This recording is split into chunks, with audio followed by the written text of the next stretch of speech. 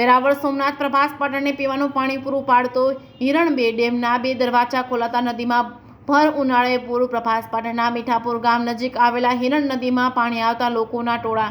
હિરણ નદીમાં વર્ષો પછી ઉનાળામાં પાણી છોડવામાં આવેલ છે. નદીમાં પાણી આવતા કાજલી, સોનારિયા, નાવદરા સહિતના આજુબાજુના ગામોને સિંચાઈ માટે ફાયદો થશે.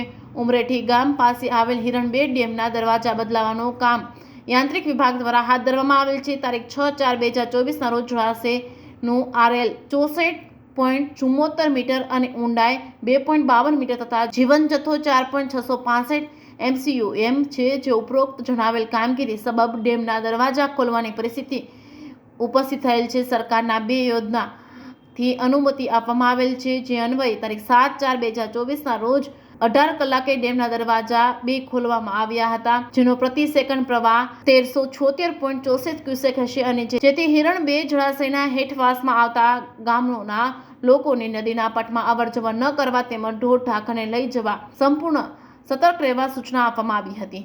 જે કેસવી ગુજરાતી સાથે મહેશ વાજા, સોમનાથ.